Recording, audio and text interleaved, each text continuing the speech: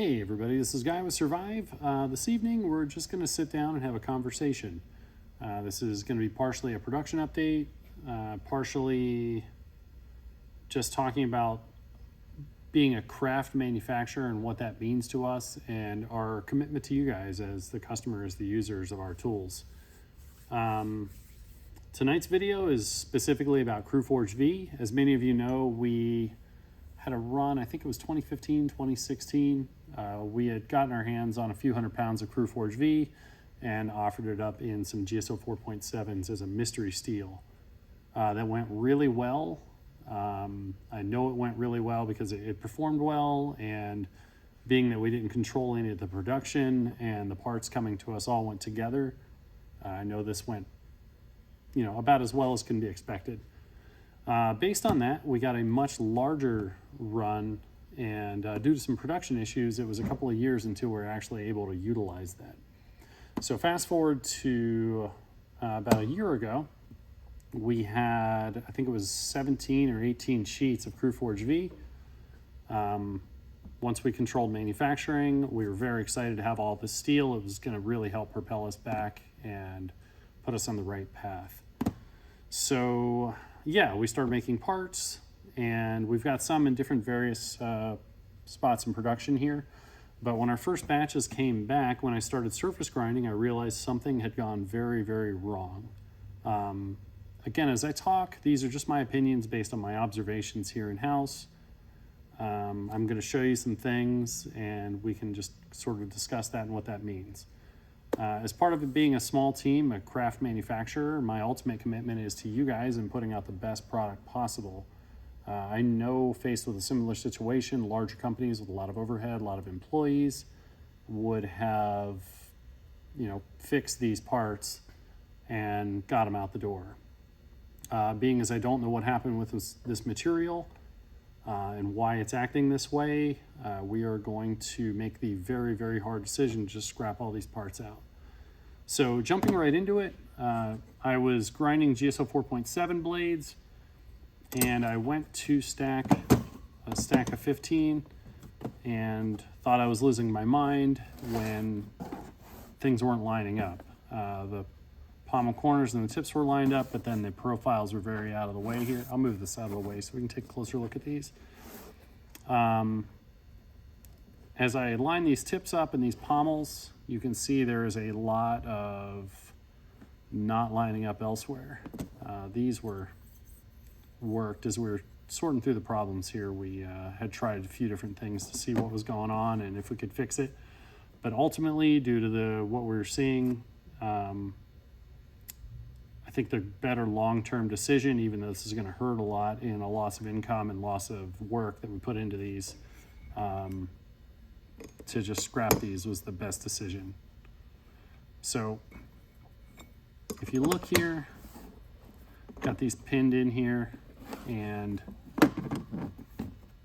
these tips are very, very not lined up. The profiles are not lined up, and if I stake down these bolt hole locations, you can see that the profiles have moved a lot, and it's very unpredictable.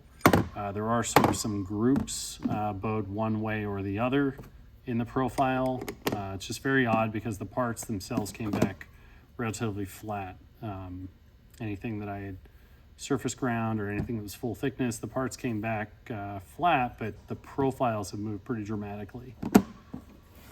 So initially, we weren't sure what was going on. We started asking around,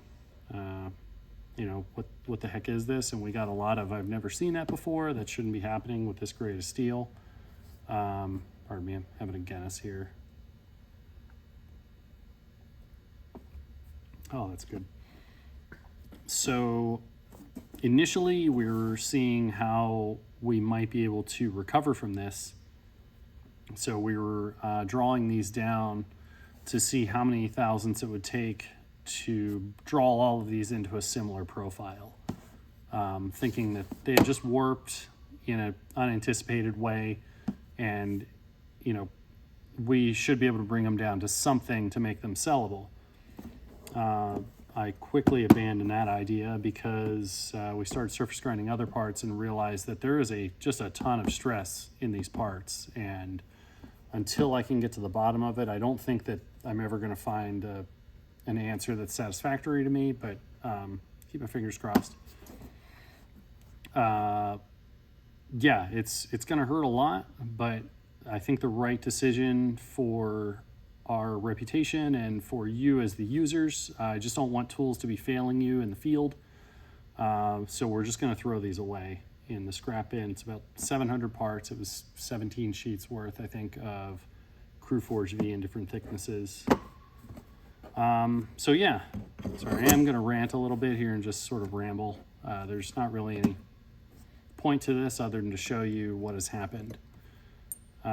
So yeah, we had drawn some of these down and figured out a new orientation. There were several groupings of warping where we were getting fairly similar profiles together, and we could fixture them differently to bevel grind them and get pretty good edge evenness and uniformity side to side.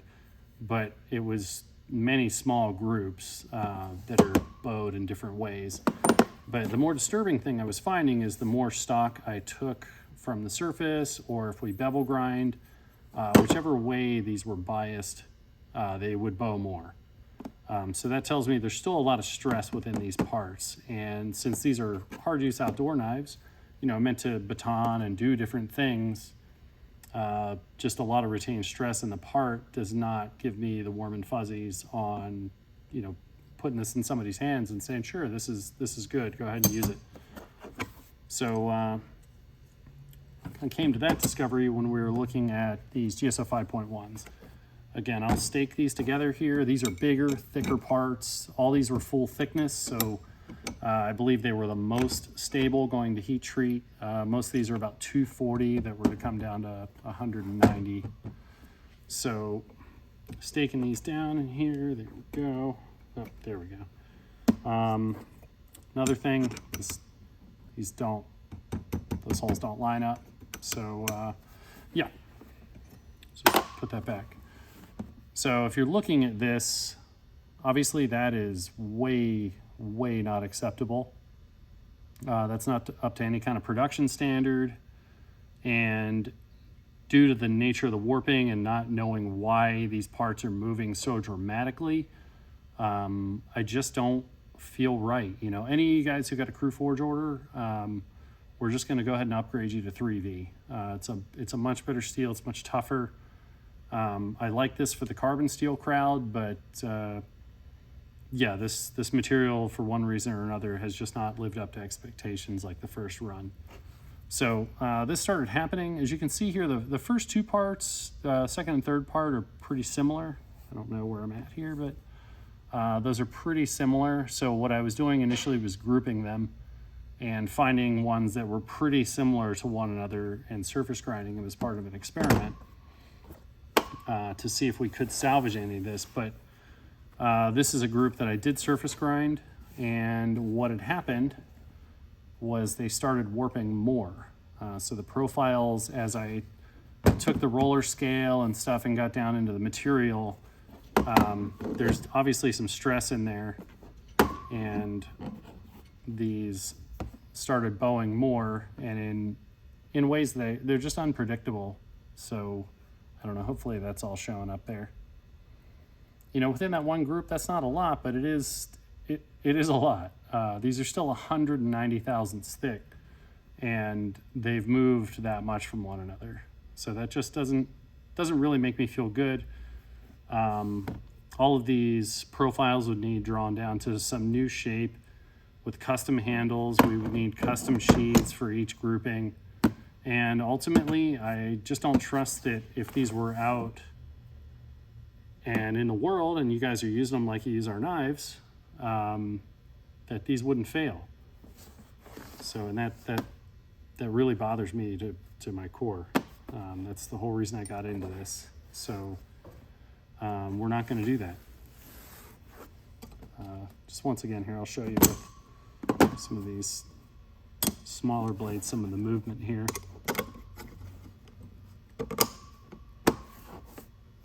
Sorry, this, I'm a little emotional. This just really, really breaks my heart here. So we've got these pinned, and oop, I did ream these out a bit. So these are 250 pins, and I think we're around, we machined these holes to 251, 251.5. So again, that's not acceptable. And the more I surface ground these, the more they would move in the direction that they wanted to move. Just to give you guys a reference to a much more stable material, we can get, 3V is very, very stable, and we realized more recently as we were hard milling, you can get a 1.5 thou, 2.5 thou of growth in areas where we have a positive radius beyond what we originally machined. That's just a little growth in heat treat while we're hardening. But all in all, these are it's a very stable material. Our piece-to-piece consistency is almost absolute. Again, like I said, these are 250 pins, and we, just for tolerance purposes, be able to move the handles around a skosh during assembly. We go about 1.5 thou over. So yeah, it's a very, very stable material, and that's very predictable, and that's something I can get behind. I know it's a huge hit. There's almost 700 parts here that we've had to scrap. That's a lot of lost work and a lot of lost income potential. But ultimately, that's what being a craft manufacturer means to us. We have a small, tight team, and we take that extra time needed to make sure things are right. And in an extreme like this, we put our money where our mouth is, and if it's not right, well, I'm going to eat this rather than try to push it out the door. You guys don't deserve this, and it's just not something that we want to put our name on.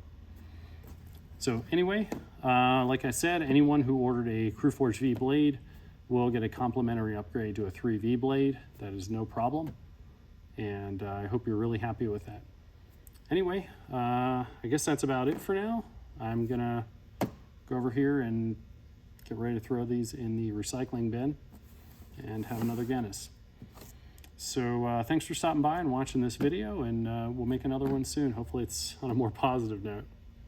So here it is one last time before these go into the recycling bin. It's about 700 blades or 17 sheets of Cruforge V in different thicknesses that are just going in the scrap bin. When I say we're committed to quality, that's not just a sales or marketing thing. I really believe in what we're doing, and I just want you guys to have the very, very best, even when it hurts.